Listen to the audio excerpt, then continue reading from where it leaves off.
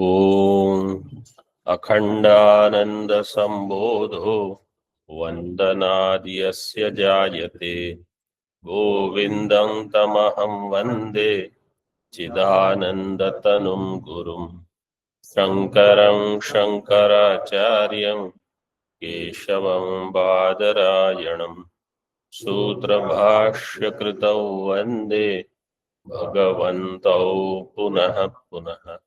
ईश्वरो गुरुरात्मेति मूर्तिभेद विभागिने व्योमवद्व्याप्तदेहाय दक्षिणामूर्तये नमः। ओम शांति शांति शांति।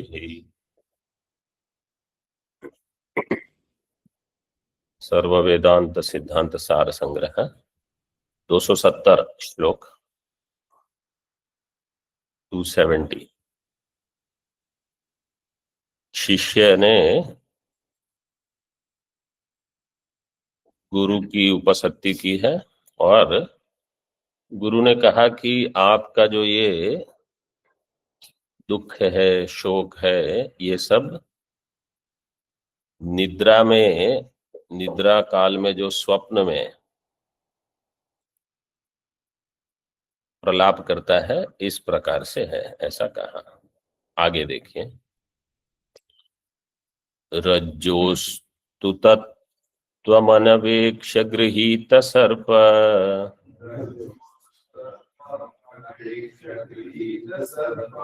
भावः पुमानयमहिर्वसतीति मोहात्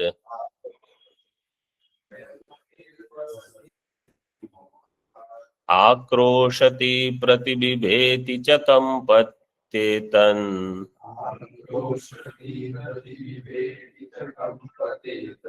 मिथ्यैव नात्र भुजगोऽस्ति विचार्यमाणे।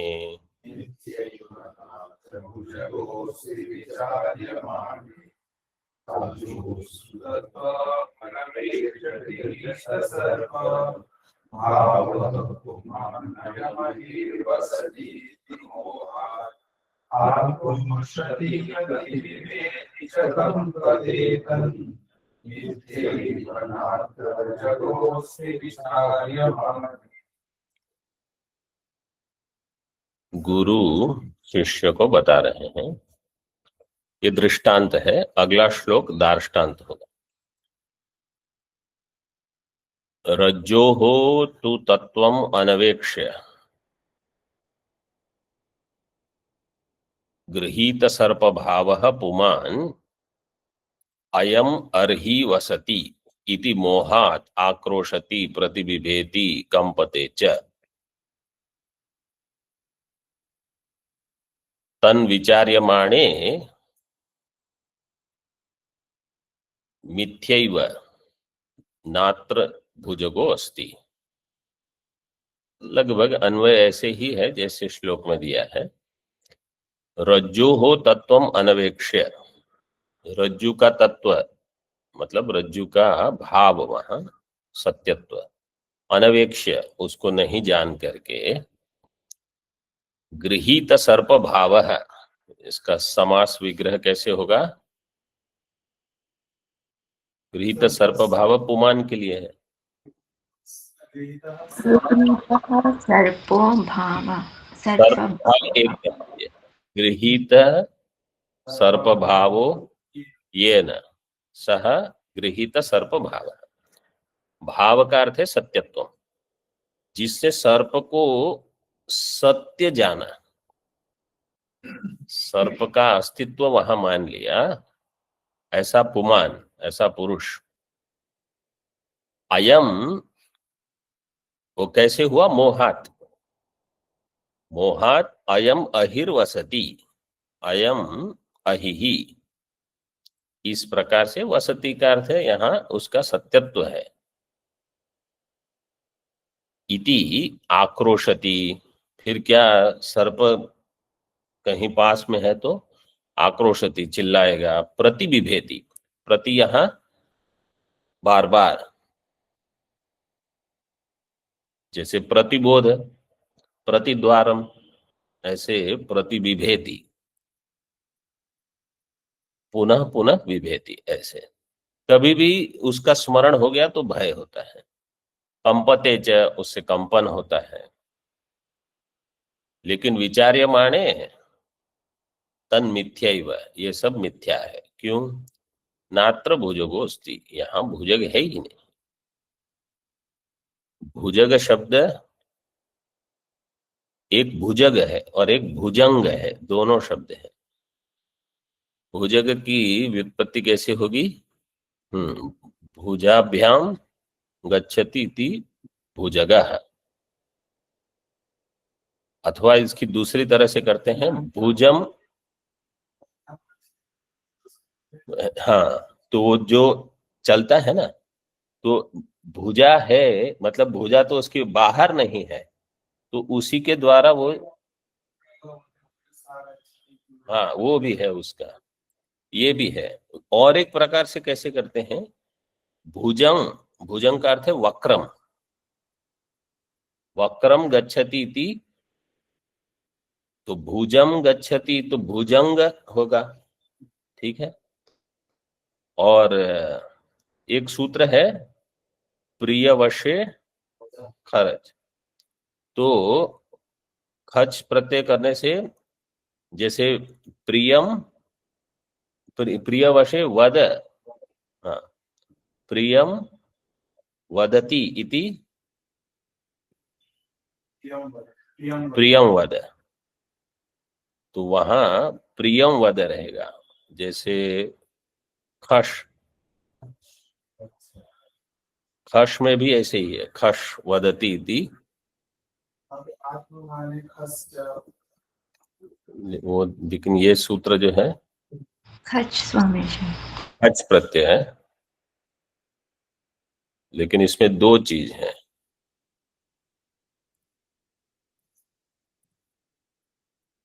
प्रियवशे वदः खच, जैसे प्रियम वदः, वशम वदः, इन सब में बनता है, तो खच प्रत्यय से होगा, प्रियवशे वदः खच, खच प्रत्यय से। भुजंग का दृष्टांत विहंगम, विहग, विहंगः वहां बनेगा, तो वहां भुजंगः बनता है, क्योंकि एक वार्तिक है, खच्च डित्वा वाच्य, तो डित करके भुजंगः बनाया है, विहंगः, विहगः भी बनेगा, विहंगः भी बनेगा, ऐसे भुजगः भी बनेगा, भुजंगः भी बनेगा। टीका में देखिए, अयम पुमान रज्जोस्तत्वं यथार्थ स्वरूपम तु अनवेक्ष्य अदृष्ट्वा अत्र अहिर्वसति इति मोहात् गृहीत सर्पभावो, गृहीतः सर्पस्य भावः सत्यत्वं येन सह गृहीत सर्पभावः। पुरुषः आक्रोशति, प्रतिबिभेति, भयाक्रांतो भवति, कंपते, वेपते च, कंपते का अर्थ है वेपते। तो ये पुरुष रज्जो हो तत्वम यथार्थ स्वरूपम अनवेक्ष, मुख्य ये है, एक अग्रहण होगा फिर अन्यथा ग्रहण होगा। जिस किसी भी व्यवहार में भी जहां हमको कुछ पता नहीं है, फिर हम आरोप करेंगे, आरोप करने के बाद फिर ऐसा हुआ वैसा हुआ, ये सब मनोकल्पना चलती है, मुख्य ही कुछ पता नहीं रहता। इसी प्रकार यहाँ, यहाँ रज्जु है ये नहीं जाना और कुछ जान लिया तो फिर दुखी हो जाओगे। फिर आक्रोशति, मोहात गृहीत सर्प भाव, गृहीत सर्पस्य भाव सत्यत्व, सर्प का वहां सत्यत्व हो गया। ये न स गृहीत सर्प भाव पुरुष आक्रोशति, आक्रोश करेगा, बिभेति, प्रतिबिभेति, बार बार भयाक्रांतो भवति, कंपते, ये संसार के कुछ उपलक्षण हैं। संसार में हमेशा ये आक्रोशति विभेति ऐसे नहीं हो, अन्य भी कुछ होते हैं, कुछ प्रलाप करते हैं, कुछ व्यर्थ संभाषण, ये सब इसी का लक्षण है। अत्र भुजंगो नास्ति इति विचार्यमाणे तत्सर्वं विक्षेप व्यवहार लक्षणम अन्यथा ग्रहणम मिथ्यैव इति अभिप्रायः। ये जो विक्षेप व्यवहार का लक्षण है सब अन्यथा ग्रहणम मिथ्यैव, ये दृष्टांत हो गया। अब दार्ष्टान्त में आचार्य बताते हैं तद्वत्त्वयाप्यात्मन उक्तमेतज् जन्माप्ययव्याधिजरादियुक्तम् मृषैव सर्वं भ्रमकल्पितं ते सम्यग् विचार्यात्मनि मुञ्च भीतिम्।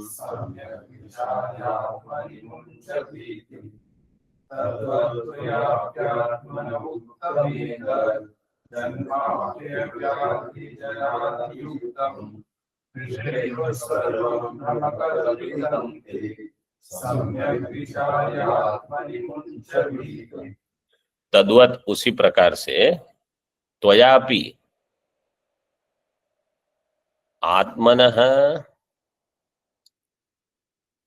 उक्तम एतत् जन्म अप्यय व्याधि जरादि युक्तम सर्वं भ्रमकल्पितम मृषैव ते आत्मनि सम्यक विचार्य भीतिम मुंच। तद्वत उसी प्रकार त्वयापि आचार्य कहते हैं तुम्हारे द्वारा भी यही सब हुआ है। क्या?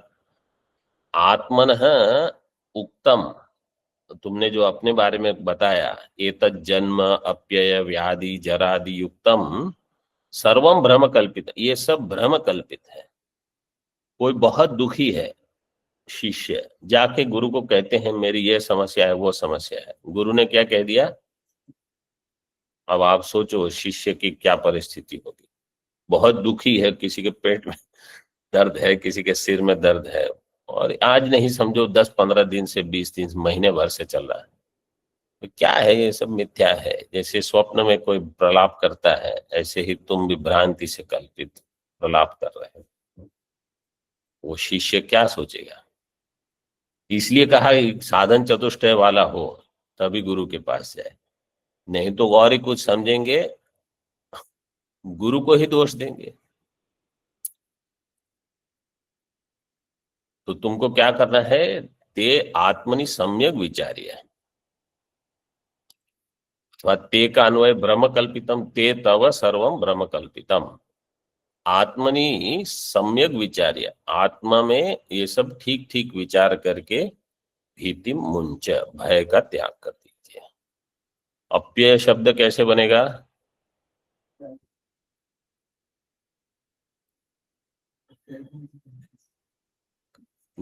क्या धातु? ईण गतो धातु।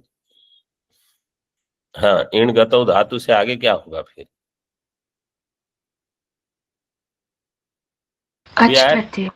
हाँ, ब्रह्म सूत्र में आया था अभी। अप्यय शब्द नहीं आया था, और कोई ऐसे ही शब्द आया था। अच प्रत्यय, अच प्रत्यय का सूत्र क्या है? इन गतों में भाव में अगर अच प्रत्यय करने के लिए एरच सूत्र से।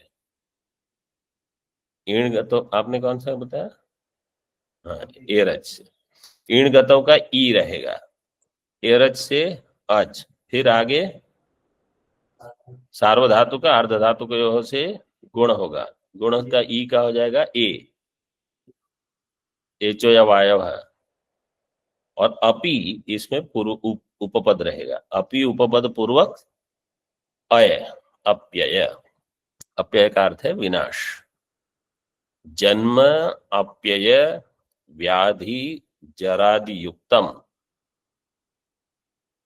आत्मा के बारे में ये जो समझ है हमारी कि मेरा जन्म हुआ, मेरा नाश होगा, अथवा किसी अन्य का नाश हुआ, किसी की मृत्यु हो गई, मुझे व्याधि है, मेरी जरा मतलब आयु हो गई, ये सब भ्रम कल्पित है।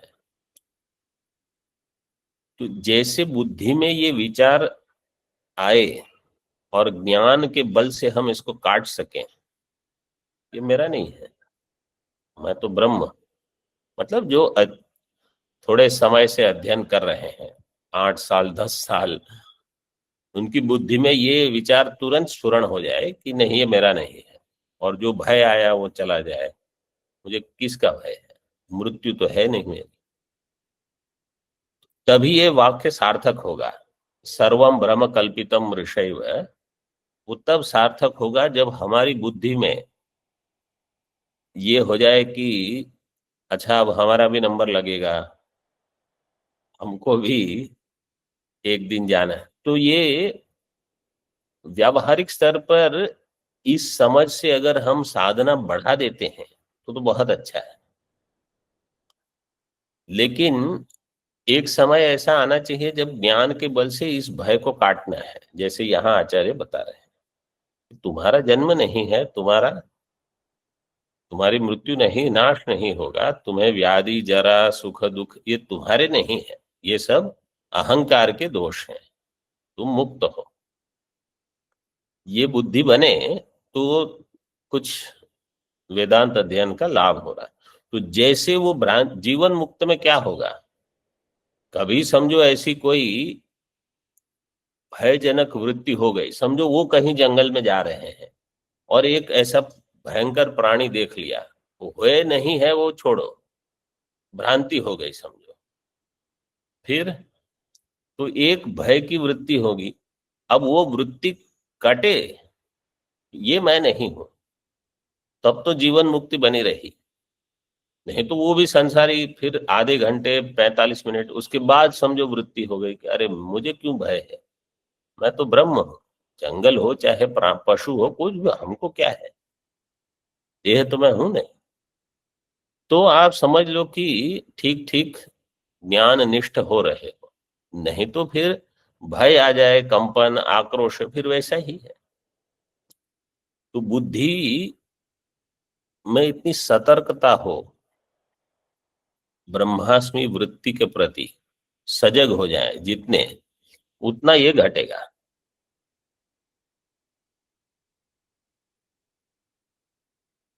और एकदम निष्ठ हो गए फिर तो ये वृत्ति आएगी नहीं। एक महात्मा बता रहे थे, समझो तो डॉक्टर आपको कहेंगे कि आपको कुछ स्वास्थ्य ठीक नहीं, आप डॉक्टर के पास गए, वो कहेंगे आपको बायोप्सी करानी पड़ेगी। बायोप्सी मतलब कैंसर आपको हो सकता। अब केवल डॉक्टर ने तो कहा कि इसकी बायोप्सी कराएंगे। अब जो वेदांत का अध्ययन जिसने ठीक से किया है, वो इस विचार परंपरा में फंस न जाए कि अच्छा फिर ये होगा, फिर तो ये है, अब तो मेरा ये हो जाएगा वो हो जाए। आप ब्रह्म हो, पहले ये निश्चय में स्थित हो जाओ, फिर बाकी जो कराना है होना है नहीं वो छोड़ो। हुआ तो हुआ, नहीं हुआ नहीं, तो वो परंपरा आगे ले जाएगी भ्रांति की। आप जितना भी अध्ययन किया है, आप ब्रह्म ज्ञान में दृढ़ ही नहीं हो पाओगे फिर। मतलब ऐसा भी होता है ना, किसी न किसी को कोई ना कोई समस्या तो आएगी ही। वेदांत के बाद, अध्ययन के बाद समस्या नहीं आएगी ऐसा नहीं। और किसको डॉक्टर के पास जाना अच्छा लगता है, ये चक्कर, अब ये करो, अब ये टेस्ट कराओ, वो करो। लेकिन ये ज्ञान के बल से ही हमको जीना है। जीना है क्या मतलब, हम नित्य हैं बस, ये प्रयत्न करते रहना है। हर छोटी छोटी चीज में जब ये अभ्यास होगा ना, तो बड़ी चीज के समय ये काम आ जाएगा। मतलब जो ये राजा लोग होते हैं पहले छोटे युद्ध करते हैं, फिर जब कुछ बल होता है, सेना बढ़ती है, फिर बड़े युद्ध के लिए जाते हैं। नहीं तो सीधे बड़े युद्ध में जाएंगे तो फंस जाएंगे, हार ही जाएंगे। तो ये मृत्यु हमारा सबसे बड़ा शत्रु है। छोटी छोटी जब कुछ विक्षेप हुआ तो तुरंत ब्रह्म विचार आरंभ है। और व्यवहार में बहुत अगर उलझे रहें और ये ब्रह्म विचार नहीं हो रहा है, आप अपने आप को हटा लो थोड़ा, सब बंद करके कि नहीं अभी थोड़े समय कुछ नहीं, केवल ज्ञान व्यवहार। ये नहीं हुआ तो आप समझ लो जीवन मुक्ति केवल आप पढ़ोगे, सिद्ध नहीं होगी आपकी। यद्वत् स्वप्न भ्रांत पुरुषस्य भयात् कंपनम प्रलपनंच तद्वत् तवापि तवापि तुम्हारा भी ये भय से प्रलपन कंपन इत्यादि जैसे स्वप्न भ्रांत पुरुष का है। त्वयापि आत्मनः जन्म अप्यय व्याधि जरादि युक्तम जन्म च अप्यय अप्ययो मृत्युश्च व्याधिश्च जरा च जन्माप्यय व्याधि जरा आदयो येषाम ते जन्माप्यय व्याधि जरादयः। ये बहुव्रीहि हो गया। तैहि जन्माप्यय व्याधि जरादिभिर युक्तम जन्माप्यय व्याधि जरादि युक्तम अज्ञान जृंभित समस्त द्वैत प्रपंच निष्ठम। ये समस्त क्या है? अज्ञान जृंभित समस्त द्वैत प्रपंच निष्ठम राग द्वेषास्पदम सुख दुखादिकम सर्वम। सर्वम में ये सब ले लेना, जो जो अज्ञान से उत्पन्न हुआ है। अभी अज्ञान का अर्थ यहाँ मूला विद्या है, रज्जु के अज्ञान से या ऐसी छोटी मोटी चीज से नहीं। अज्ञान जृंभितम मतलब मूला ज्ञान जृंभितम समस्त द्वैत द्वैत प्रपंच निष्ठम। समस्त द्वैत प्रपंच में जो कहीं राग द्वेष, कहीं सुख दुख, ये सब तुम जो कल्पित जानते हो, सर्वम ते तव भ्रम कल्पितम। आगे क्या लिखा है? नहीं, भ्रम कल्पितम, उसके बाद अद्वितीय आत्मा ज्ञानात् कल्पितम। अद्वितीय आत्मा अज्ञानात् कल्पितम। आत्मनः अज्ञानम आत्मा ज्ञानम तेन कल्पितम।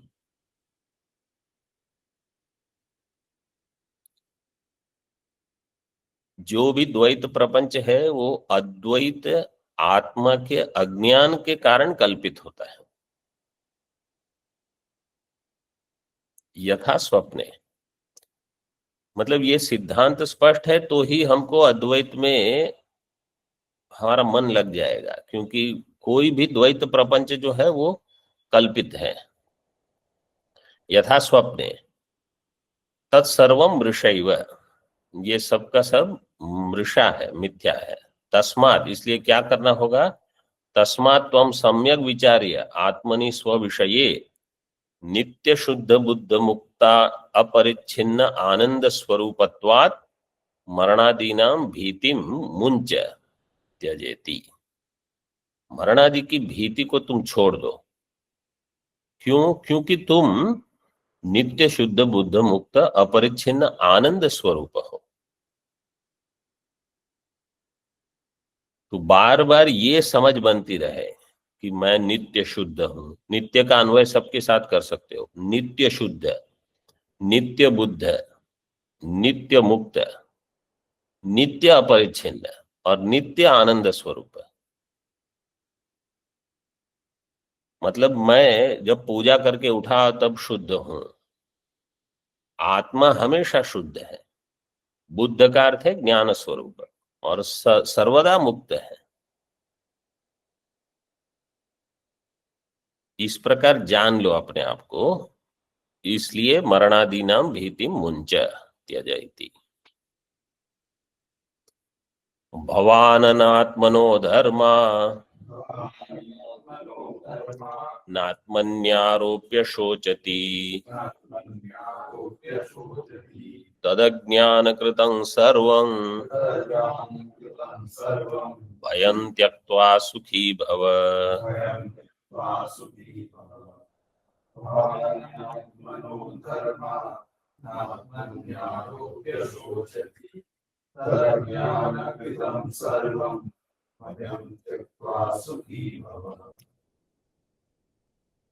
भवान अनात्मनो धर्मान आत्मनि आरोप्य शोचति।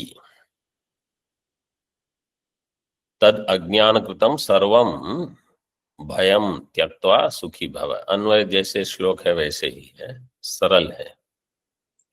श्लोक सरल है, केवल ये समझना है कि जो मेरा शोक, भय, दुख, कंपन, आक्रोश इसके पर चिल्लाते हैं, उनके कारण दुखी है, बोले ये सब मिथ्या है। सब मिथ्या है तो उनको क्यों नहीं कहते आप? वो ऐसा क्यों करते हैं? वो वैसे ही रहेंगे क्योंकि उनको मोक्ष नहीं चाहिए। समस्या क्या है? हमको हमेशा लगता है कि मेरी सारी समस्या चली जाएंगी अगर वो बदल जाएंगे, अगर ये बदल जाएगा, अगर ये ठीक हो जाएगा। अगर उसी से समस्या का समाधान हो जाता है तो वेदांत पढ़ने की क्या आवश्यकता है? आप उनको बदलो बस। फिर उनको कहो आप धर्म अधिक करो, पूजा करो तो मैं सुखी हो जाऊंगा। ये कहा, किसी शास्त्र में ऐसा नहीं लिखा कि कोई धर्म करेगा और आप सुखी हो जाओगे। आप ज्ञान प्राप्त करो, आपको विक्षेप है तो आप जप करो, आप साधन करो, लेकिन उनके निमित्त से वो आपका प्रारब्ध है और क्या, कुछ नहीं कर सकते। मतलब जो दुनिया को बदलने में लग जाएंगे ना, वो कहीं नहीं पहुंचेंगे। दुनिया तो अपनी तरह से चलती रहेगी। अनात्मनो विषयस्य जड़स्य दृश्यस्य देहेन्द्रिय अंतःकरणानां च धर्मान् भवान आत्मनि विषयिणी चिदात्मके ब्रह्म सूत्र में आया है, अध्यास भाषा।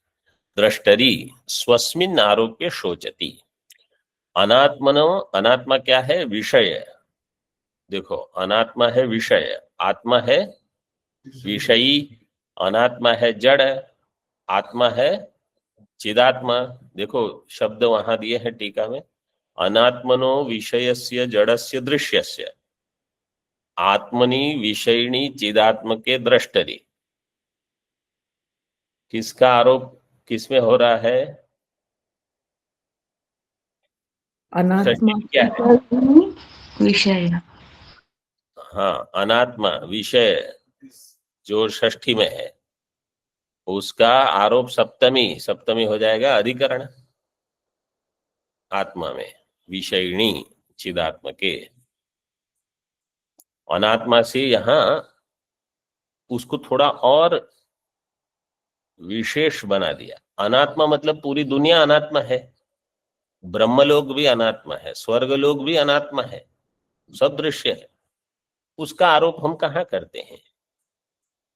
वो कभी कल्पना में भी नहीं आता कि ये सब मैं हूं इस प्रकार से।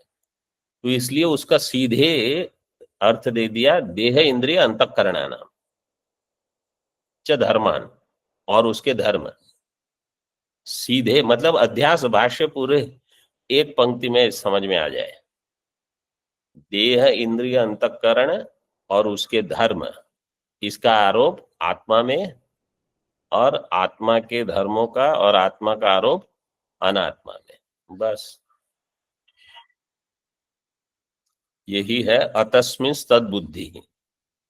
जो जो नहीं है उसमें अन्य का आरोप। चिदात्मके दृष्टरि स्वस्मिन् आरोप्य शोचति। तद एव अज्ञान कार्यम, यही है अज्ञान का कार्य। अतस्तद अज्ञान कृतम सर्वम भयम त्यक्त्वा सुखी भव इत्यर्थः। इसलिए जो अज्ञान कृत जो भी है, सर्वम भयम मतलब सब भय का कारण है, भय का निमित्त है, सब छोड़ के सुखी भव। देह से भय अपने ही, कोई कहेगा नहीं मुझे अपने देह से भय है, लेकिन जब देह पर कुछ होगा तो भय होगा, इंद्रिय पर कुछ होगा, और भी कुछ होते हैं निमित्त। ज्यादा विस्तार की यहाँ आवश्यकता नहीं है, लेकिन हमको जो समझ में आता है इतना ठीक है कि अनात्मा का अध्यास आत्मा में होने से, अनात्मा के धर्म का अध्यास आत्मा में होने से हर प्रकार के शोक, भय, दुख होते हैं, वो छोड़ने हैं। अब शिष्य का कुछ प्रश्न है। शिष्य उवाच, श्रीमद्भिरुक्तं सकलं मृषेति दृष्टान्त एव ह्युपपद्यते तत् दार्ष्टान्तिकेनैव भवादि दुःखम् प्रत्यक्षतः सर्वजन प्रसिद्धम्।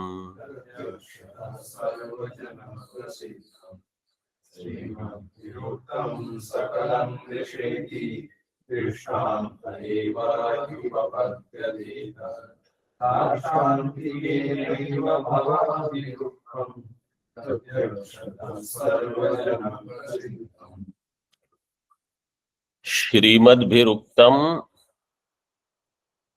सकलं मृषा इति तद्दृष्टान्ते एव हि उपपद्यते नैव दार्ष्टान्तिके। इसके बाद स्वल्प विराम, नैव दार्ष्टान्तिके, क्योंकि नहीं तो आगे अन्वय सीधे नहीं होगा। क्यों ऐसा क्यों कहते हो कि ये सब दृष्टांत में ही घटेगा, दार्ष्टान्त में नहीं घटेगा? दृष्टांत में तो ठीक है, स्वप्न है, प्रलाप, आक्रोश सब मिथ्या है, खड़े हो गए, हो गया। दार्ष्टान्तिके नैव ही उपपद्यते। क्यों? भवादि दुखम प्रत्यक्षतः सर्वजन प्रसिद्धम। भव, भव का अर्थ है जन्म, जन्म जरा अप्यय व्याधि दुख, ये जो है ये प्रत्यक्ष रूप से सर्वजन प्रसिद्ध है, सभी को इसका प्रत्यक्ष अनुभव हो रहा है। इसका मृषाकरणम एक वाक्य से ऐसे कैसे हो जाएगा? इसको सीधे अगर आप अन्वय करना चाहोगे, दार्ष्टान्तिके नैव भवादि दुखम, दार्ष्टान्त में तो भवादि दुख है ही नहीं, ऐसे नहीं। दृष्टान्ते एव ही उपपद्यते नैव दार्ष्टान्तिके उपपद्यते। क्यों? क्योंकि दार्ष्टान्त में तो ये सब प्रत्यक्ष प्रमाण से सर्व, प्रत्यक्षतः का अर्थ है प्रत्यक्ष प्रमाण से सर्वजन प्रसिद्धम। मतलब शिष्य में कुछ विचार का सामर्थ्य है और वो अपनी शंका फिर से गुरु को बताता है, ये भी आवश्यक है। आप कुछ समस्या लेके गए, आपको कुछ समाधान दिया, अब आपको उसमें कुछ शंका है, संशय है कि ये कैसे होगा, तो आपको पूछना पड़ेगा, नहीं तो कैसे? और गुरु भी देखेंगे कि अगर बहुत ही उत्कृष्ट विद्यार्थी है, एक बार बताया, समझ में आ गया, हो गया काम। थोड़ा निम्न है तो पूछेंगे कि नहीं, ये तो मुझे समझ में नहीं आ रहा है, ऐसे कैसे होगा? दृष्टांत में जो पंक्ति लग रही हो, दार्ष्टान्त में नहीं लग रही है। जैसे हम पक्ष में घटाना चाहते हैं कभी अनुमान, तो दृष्टांत में तो हो गया, दार्ष्टान्त में नहीं लग रहा है। गुरु ने कह दिया सकलम मृषा, श्रीमद भी, इसका अर्थ है आपके द्वारा जो बताया गया, आप तो श्रीमान हो, श्री से विद्या, आप विद्या वाले। सकल मृषेति प्रमिति प्रमाण प्रमेय प्रमात्र लक्षणम आ ब्रह्म स्तंभ पर्यंतम। सकल का अर्थ क्या है? इसको बहुत सारे विभाग करने से अच्छा छोटे विभाग में कर ली, चार में। या तो प्रमाण होगा, प्रमेय होगा, प्रमाता होगा, या प्रमिति होगी, बस दुनिया चार में आगे। प्रमिति प्रमाण प्रमेय प्रमात्र लक्षणम आ ब्रह्म स्तंभ पर्यंतम, ब्रह्मा से लेकर स्तंभ पर्यंत। यह जन्मादि षड्भाव विकार जातम, जो जन्मादि 6 विकार का समूह है, षड विकार समूह, जातम का अर्थ है समूह। और कार्य कारणात्मकम, या तो कार्य होगा या कारण होगा, तो इसी में पूरी सृष्टि आ गई। ये हमारे ऋषियों की एक शैली थी कि बहुत सारी चीजों को कुछ शब्दों में बता देना। या तो आप कहो प्रमाण प्रमेय प्रमिति प्रमाता इसी में है, अथवा कहो कार्य कारण रूप से है, षड्विकार वाला जो भी है सब षड्विकार रूप है। अथवा आगे कह दिया क्रियाकारक फल लक्षण, वेद की भाषा में, व्याकरण की भाषा में, या तो क्रिया है, कारक है, और उस क्रिया का कुछ फल होगा, बस। तो सकलम मृषा में ये सब आ जाएगा। कोई भी एक तरह से विचार करेंगे वो सब मिथ्या, ऐसा गुरु ने कह दिया। और शिष्य को इतना तो समझ में आ गया कि सकलम से वो क्या बता रहे हैं। सकलम मिथ्या इति।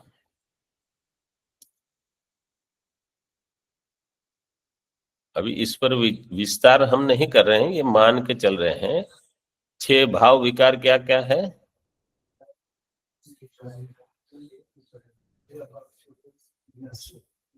जायते, अस्ति, वर्धते, विपरिणमते, अपक्षीयते, विनश्यते।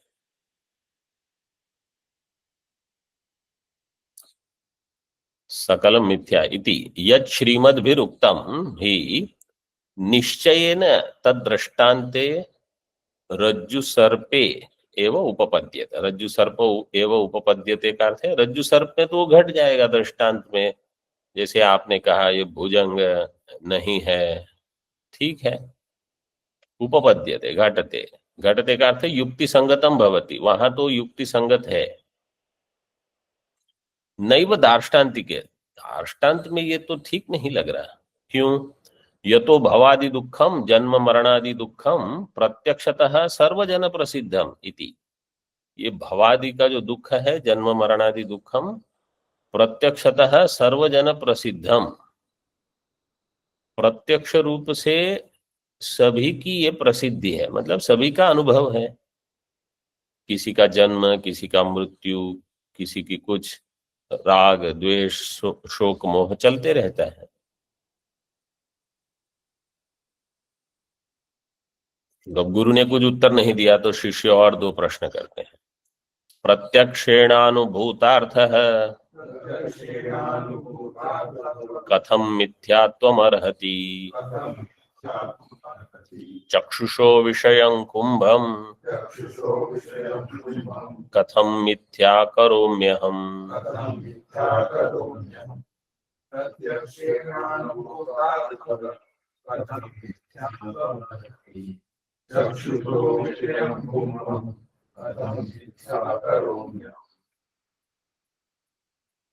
प्रत्यक्षेण अनुभूतार्थः कथम मिथ्यात्वम अर्हति? जो प्रत्यक्ष से अनुभूत अर्थ विषय है वो मिथ्यात्व को कैसे प्राप्त करेगा, मिथ्यात्व के योग्य कैसे होगा? कथम मिथ्यात्वम अर्हति, अर्ह योग्य के अर्थ में। और शिष्य दृष्टांत से बताते हैं गुरु को। चक्षुषो विषयम कुंभम कथम अहम मिथ्या करोमि? चक्षु का विषय है कुंभ, यहाँ घट पड़ा है, ये मिथ्या है, आप मैं कैसे कहूँ? तो प्रत्यक्ष प्रमाण से ज्ञात हुआ है। विद्यमानस्य मिथ्यात्वं कथन्नु घटते प्रभो? प्रत्यक्षं खलु सर्वेषां प्रमाणं प्रस्फुटार्थकम्।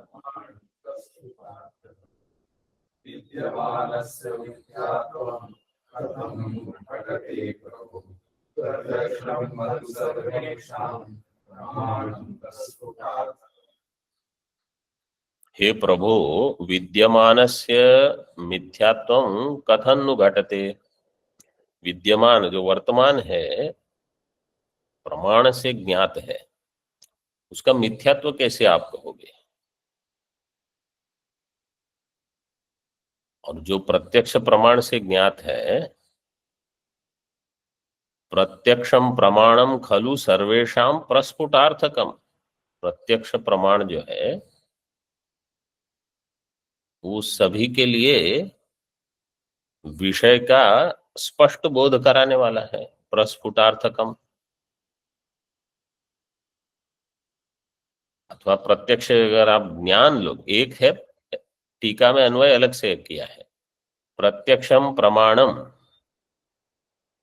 प्रमाण जो है वो प्रत्यक्ष है, प्रत्यक्ष से तीनों चीज ले सकते हैं, प्रत्यक्ष प्रमाण, प्रत्यक्ष विषय और प्रत्यक्ष ज्ञान, प्रमा।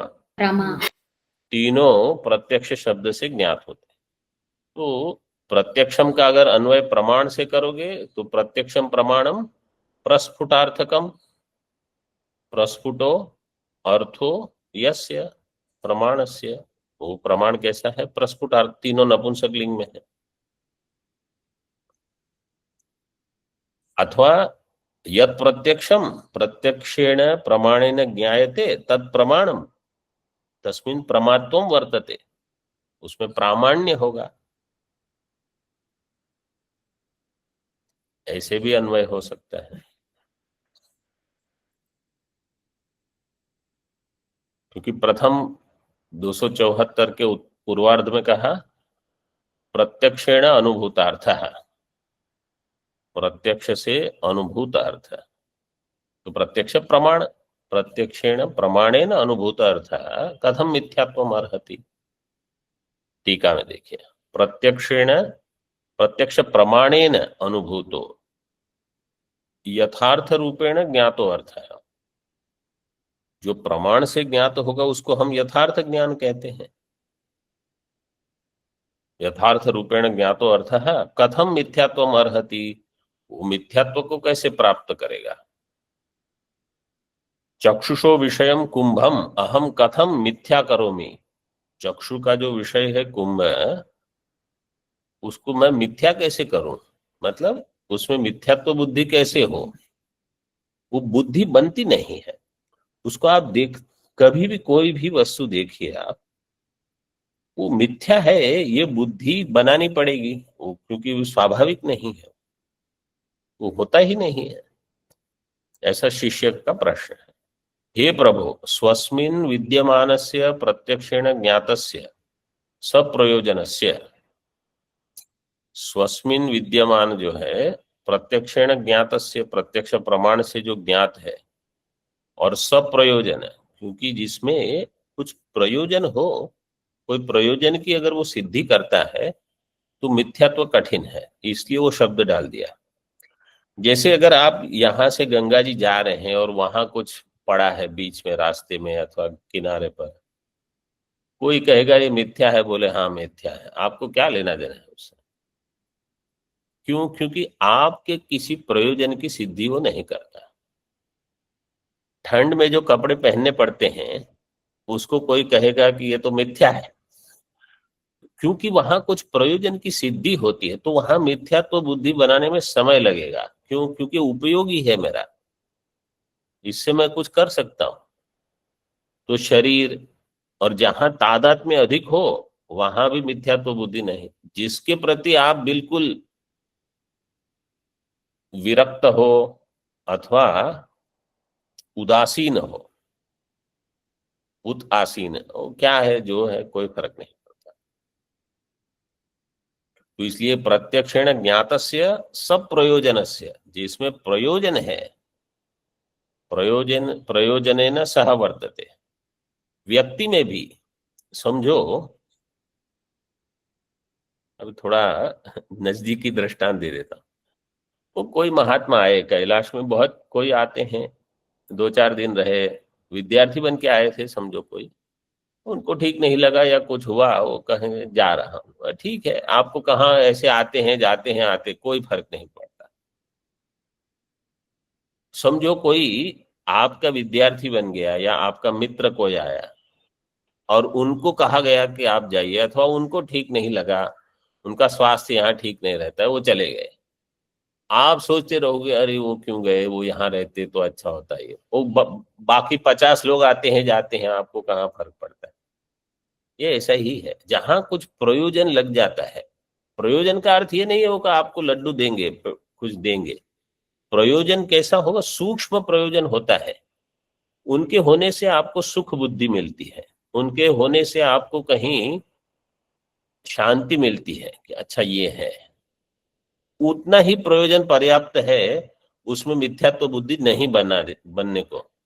मतलब वो मिथ्यात्व बुद्धि नहीं बनेगी इसी कारण। क्यों? क्योंकि आपको वहां कुछ सुख मिल रहा है। अनात्मा में सुख मिलना शुरू हो गया, आप फिर उसको मिथ्या मानने में थोड़े रुक जाओगे। ये बुद्धि ऐसी काम करती है। तो सब प्रयोजन से मिथ्यात्व कथम नु घटते, नैव युक्त्या सिद्ध्यति, युक्ति से तो वो सिद्ध नहीं होगा। प्रस्फुटार्थकम प्रकर्षेण स्फुटो अर्थो यस्य तत् प्रस्फुटार्थकम प्रत्यक्ष जन्य ज्ञानम। यहाँ प्रत्यक्ष प्रमाण से जन्य जो ज्ञान है उसको प्रस्फुटार्थ किया टीका में।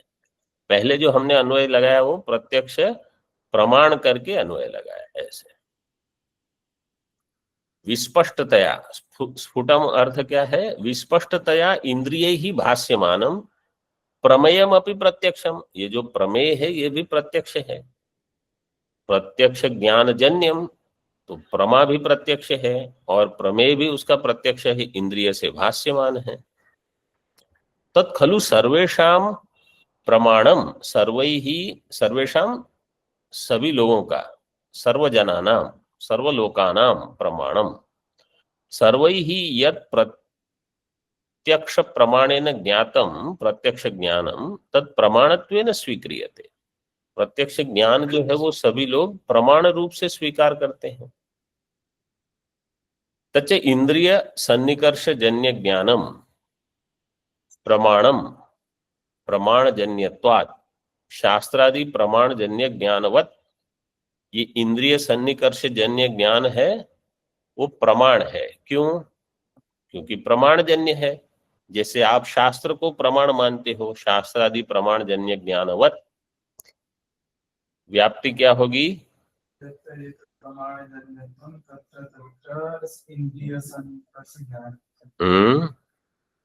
साध्य क्या है? प्रमाण। यत्र यत्र प्रमाणजन्यत्वम तत्र तत्र प्रमाणत्वम, मतलब प्रामाण्यम। जो प्रमाणजन्य होगा उसमें प्रामाण्य होगा।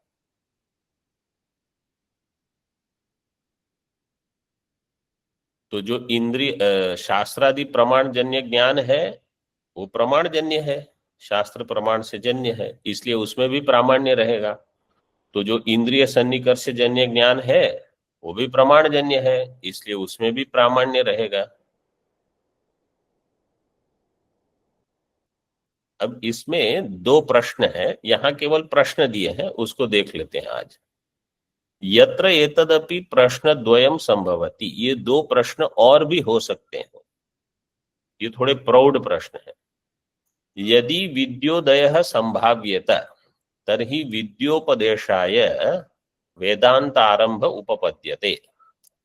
अगर विद्या का उदय, ब्रह्म विद्या का उदय संभव है, संभाव्यता, तो विद्या का उपदेश, वेदांत का आरंभ हो सकता है। ठीक है। पूर्व पक्ष कहेगा अथवा शिष्य कहेगा किंतु स विद्या उदय इह आत्मनि वाक्य शतेनापि नोत्पादयितुं शक्यते। लेकिन ब्रह्म विद्या की उत्पत्ति ही नहीं होगी, आप कितना भी महावाक्य बता दो। ये पूर्व पक्ष सुन के हमको लगता है कि ये तो हमारे ही बात कर रहा है। वाक्य शतेनापि नोत्पादयितुं शक्यते विद्या उदय। क्यों? संसारित्व ग्राहक प्रत्यक्षादि विरोधात। क्योंकि प्रत्यक्षादि प्रमाण का ये विरोध है। प्रत्यक्षादि प्रमाण द्वैत का ज्ञान देगा और आपका शास्त्र जो है वो अद्वैत का ज्ञान दे रहा है। तो ये उसका विरोध होने से प्रत्यक्ष प्रमाण उसको काटेगा, शास्त्र प्रमाण को प्रत्यक्ष काट देगा। क्यों? ऐसा क्यों होगा? हेतु दिया है। प्रत्यक्षस्य असंजात विरोधितया बलवत्वात्। प्रत्यक्ष प्रमाण जो है वो असंजात विरोधी प्रमाण है। असंजात विरोधी का अर्थ है जब प्रत्यक्ष प्रमाण का व्यवहार आरंभ होता है तब अन्य कोई प्रमाण नहीं रहता। हाँ ठीक, ज्येष्ठ प्रमाण है, प्रत्यक्ष प्रमाण ज्येष्ठ प्रमाण है, इसलिए उसका संजात विरोधी नहीं होता। जो सबसे बड़ा होगा, जैसे कहीं भी जो सबसे पहले आता है वो बाकी सबके लिए विरोध कर सकता है, लेकिन जो बाद में आता है उसको पहले आ चुके हैं उनसे पहले निपटना पड़ेगा सभी में। तो प्रत्यक्षस्य असंजात विरोधितया बलवत्वात्, और आगम जो है वो आगमस्य उपजीवित्वात्, आगम प्रमाण उपजीवी है। उपजीवी का अर्थ है प्रत्यक्ष उपजीव्य होगा, आश्रय बनेगा। आगम प्रमाण उपजीवी, आश्रित, ये शब्द पकड़ लो, ठीक से लिख लो, नहीं तो फिर बाद में उपजीव्य उपजीवी में गलती होती रहती है। उपजीव्य का अर्थ क्या होगा? आश्रय। श्रेय, और उपजीवी आश्रित। शास्त्र प्रमाण प्रत्यक्ष के आश्रित कैसे होगा? क्योंकि पहले आपको शब्द श्रवण करना पड़ेगा, शब्द वहां प्रत्यक्ष के बिना शब्द का श्रवण ही नहीं होगा, तो प्रत्यक्ष के आश्रित है शास्त्र प्रमाण, इसलिए जो उपजीवी होता है वो दुर्बल होगा। ये एक प्रश्न हो गया कि विद्या उत्पत्ति ही नहीं होगी। दूसरा, कथनचिद उत्पन्नापि यदि वेदांत जन्य विद्या, समझो किसी प्रकार से ज्ञान हो गया कि अद्वैत सत्य है, फिर प्रत्यक्ष प्रमाण तो जाएगा नहीं कहीं। प्रत्यक्ष प्रमाण सिद्धम संसारम बाधेत तर्हि प्रत्यक्षानुभव प्रत्यगात्मनोपि ब्रह्म रूपत्वम कथम न बाधेत। अगर प्रत्यक्ष प्रमाण है, वेदांत प्रमाण आया, उसने प्रत्यक्ष का बाध कर लिया, अब वेदांत रह गया, अब फिर से प्रत्यक्ष आएगा तो वेदांत का बाध कर देगा। ऐसा भी तो क्यों नहीं हो सकता? तो आपको द्वैत का बाध करके अद्वैत आया, अद्वैत का बाध कर देगा द्वैत फिर से, क्योंकि प्रत्यक्ष तो देखते ही रहते हो आप, तो अद्वैत बुद्धि कैसे बनेगी? जो दो प्रश्न हो गए। पहला प्रश्न था कि विद्या का उदय ही नहीं होगा, क्यों? क्योंकि ज्येष्ठ प्रमाण प्रत्यक्ष है, वो उसको उदय ही नहीं होने देगा। कथनचित हो भी गया तो उत्पन्न होने के बाद भी प्रत्यक्ष उसका बाध कर देगा, क्योंकि द्वैत प्रपंच तो दिख ही रहा है।